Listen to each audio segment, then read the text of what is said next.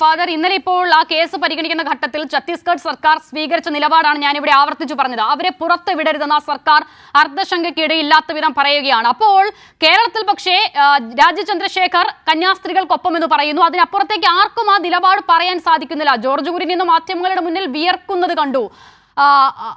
ഛത്തീസ്ഗഡിൽ എന്താണ് ബജ്രംഗ് ദൾ ചെയ്യുന്നത്? അതിന് എല്ലാ നിലയിലും സർക്കാർ കൈയഴിഞ്ഞ സഹായം നൽകുകയാണ്. എന്നിട്ട് കേരളത്തിൽ ഈ വിധം കന്യാസ്ത്രീകൾക്കൊപ്പമാണ്, സഭയ്ക്കൊപ്പമാണ് എന്ന് പറയുന്ന ബിജെപിയുടെ നിലപാടിനെ നിങ്ങൾ വിശ്വസിക്കുന്നുണ്ടോ?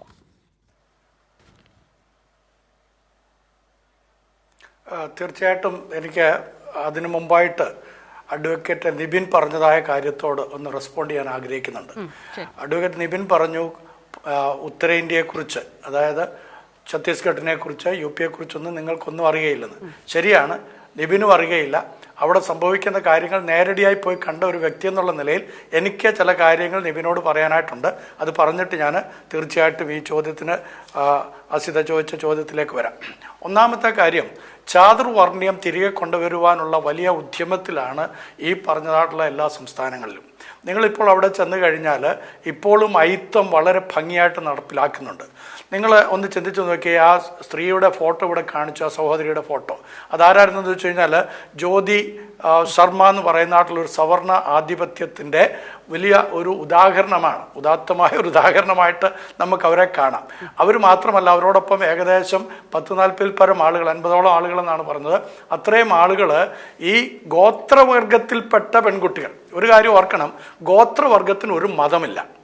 അഡ്വക്കേറ്റ് നിബിൻ വളരെ കൃത്യമായിട്ട് മനസ്സിലാക്കണം. ഇതുവരെ ലോയിൽ അത് പഠിച്ചിട്ടില്ലെങ്കിൽ ഒന്നുകൂടെ പഠിക്കണം. ഈ ട്രൈബൽസിന് മതമില്ല. അവർക്ക് ഏത് വിശ്വാസവും സ്വീകരിക്കാം, ഏത് മതവും സ്വീകരിക്കാം. അവരുടെ സംവരണം നഷ്ടപ്പെടുകയില്ല. അവർക്ക് യാതൊരു വിധത്തിലുള്ള എതിർപ്പുകളും സൊസൈറ്റിയിൽ നിന്ന് വരാൻ പാടില്ല. അവരൊരു സ്പെഷ്യൽ കാറ്റഗറിയും കൂടിയാണ് ഈ ട്രൈബൽസ്. അത് നിങ്ങൾ മറന്നു.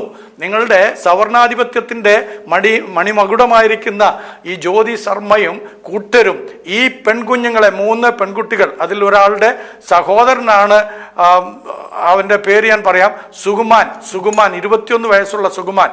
അവർ ഞങ്ങളുടെ ചർച്ചിലെ മെമ്പേഴ്സാണ്. അത് നിങ്ങൾ മനസ്സിലാക്കണം. 7 വർഷം മുമ്പ് ക്രിസ്തീയ വിശ്വാസം സ്വീകരിച്ചു വന്ന് ക്രിസ്തീയ സാക്ഷ്യം വഹിക്കുന്നതായിട്ടുള്ള കുടുംബത്തിലെ അംഗങ്ങളാണ് ഈ 3 പെൺകുഞ്ഞുങ്ങളും ഈ സുകുമാൻ എന്ന് പറയുന്നതായിട്ടുള്ള ചെറുപ്പക്കാരനും.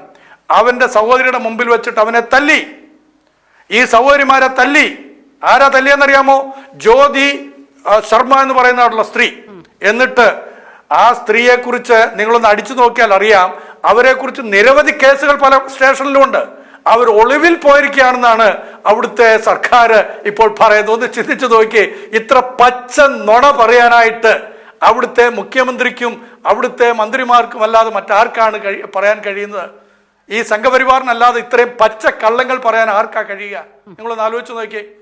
വിഷ്ണുദേവ് എന്ന് പറയുന്നതായിട്ടുള്ള അവിടുത്തെ മുഖ്യമന്ത്രി, അതേപോലെ തന്നെ അവിടുത്തെ ആഭ്യന്തര വകുപ്പ് മന്ത്രി, അവരെല്ലാം ഈ കേസ്, ഞാൻ അസിത ചോദിച്ച ചോദ്യത്തിലേക്ക് വരികയാണ്, അവരെല്ലാം ഈ കേസ് പിൻവലിപ്പിക്കും എന്നുള്ള മട്ടിൽ നമ്മുടെ ഇവിടുന്ന് ശ്രീ രാജീവ് ചന്ദ്രശേഖർജി അയച്ചതായിട്ടുള്ള പ്രതിനിധി, അല്ലെങ്കിൽ ഇവിടുത്തെ BJPയുടെ ജനറൽ സെക്രട്ടറിമാരിൽ ഒരാൾ അവിടെ ചെന്നിട്ട് നമ്മളോട് പറയുകയുണ്ടായി. നമ്മളെല്ലാം വളരെ കൗതുകത്തോടുകൂടെ, ആശ്ചര്യത്തോടുകൂടെ അത് കേൾക്കാനായിട്ട്, ആ വാർത്ത, നല്ല വാർത്ത കേൾക്കാനായിട്ടിരിക്കുകയായിരുന്നു. പക്ഷെ സംഭവിച്ചെന്താണ്? നേരെ ഉൾട്ടയാക്കുകയായിരുന്നു, അല്ലേ? നേരെ തലമറിയുകയായിരുന്നു. എന്താണ് അവരുടെ അജണ്ട? അവർ പറഞ്ഞു കഴിഞ്ഞു.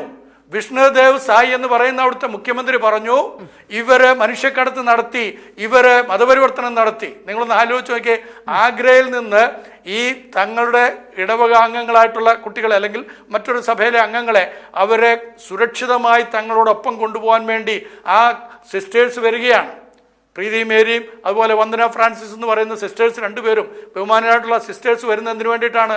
ഈ പെൺകുഞ്ഞുങ്ങൾക്ക് സുരക്ഷിത ഒരുക്കി അവരെ തങ്ങൾ എത്തിക്കേണ്ടുന്നതായിട്ടുള്ള സ്ഥാനത്ത് കൊണ്ടുചെന്നിട്ട്, സാധാരണ അങ്ങനെ ചെയ്യുന്നുണ്ട്. കാരണം അവിടെ വിദ്യാഭ്യാസ മേഖലകളിൽ പുരോഗതി കൈവരിക്കാൻ വേണ്ടിയിട്ട് വിദ്യാഭ്യാസം കൊടുക്കുന്നതിന് ശേഷം തൊഴിലും കൂടെ കൊടുക്കാൻ ഞങ്ങൾ ബാധ്യസ്ഥരായതുകൊണ്ട് ഞങ്ങൾ അത് ചെയ്യുന്നുണ്ട്. അത് ഞങ്ങളുടെ ഉത്തരവാദിത്വമാണ്. അതിന് നിങ്ങളുടെ ആരുടെ ഓശാരമൊന്നും വേണ്ട. കാരണം ഇന്ത്യ എൻ്റെ രാജ്യമാകുന്നു. ഇന്ത്യ ഞങ്ങളുടെ രാജ്യമാണ്. മതേതരത്വ വിശ്വാസത്തിൽ കഴിയുന്ന ഏവരുടെയും രാജ്യമാണ് ഈ ഭാരതം. ഇവിടെയുള്ള എല്ലാവരും സഹോദരി സഹോദരന്മാരാണ്. അങ്ങനെയുള്ള ഈ സഹോദരി സഹോദരന്മാരായിട്ടുള്ളവരെ ഉദ്ധരിക്കാനുള്ള ഉത്തരവാദിത്വം ഞങ്ങൾക്കുണ്ട്. ഈ RB ബാബു എന്ന് പറയുന്നതായിട്ടുള്ള ബഹുമാനായിട്ടുള്ള ഈ ഹിന്ദു ഐക്യവേദിയുടെ ആളും അതുപോലെ തന്നെ വേറെ ചില ആളുകൾ, ശശികല ടീച്ചറുടെ പേരൊക്കെ ഇവിടെ പറഞ്ഞല്ലോ, മദർ തെരേസയെ കള്ളി എന്ന് വിളിച്ച പ്രഗത്ഭയായിട്ടുള്ള ഒരു വാക്താവാണ് നമ്മുടെ ബഹുമാനിയായിട്ടുള്ള ശശികല ടീച്ചർ. അവര് ടീച്ചറായിട്ടൊക്കെ പലരും പരിഗണിച്ചിട്ടുണ്ട്. ഓക്കെ, അപ്പം ആ ടീച്ചറൊക്കെ പറഞ്ഞത് മനുഷ്യ ജീവിതത്തിന് പുതിയ മാറ്റങ്ങൾ കൊടുക്കുന്ന, കാഴ്ചപ്പാടുകൾ കൊടുക്കുന്ന, മുമ്പ് നമ്മുടെ പ്രസിഡന്റായിരുന്ന ഡോക്ടർ അബ്ദുൽ കലാം പറഞ്ഞതുപോലെ സ്വപ്നങ്ങൾ കാണാൻ ആളുകളെ പ്രേരിപ്പിക്കുന്നതായിട്ടുള്ള ആ സ്വപ്നങ്ങൾ സാക്ഷാത്കരിക്കാൻ വേണ്ടി അവരെ കൈത്താങ്ങുന്നതായിട്ടുള്ള ഈ സിസ്റ്റേഴ്സിനെയും അച്ഛന്മാരെയും ശുശ്രൂഷകരെ സുവിശേഷകന്മാരെയും ഒക്കെ പീഡിപ്പിക്കുക എന്നുള്ളത് അതൊരു അജണ്ടയായിട്ട് എത്രയോ വർഷങ്ങളായിട്ട് എടുത്തിരിക്കുന്നവരാണ്.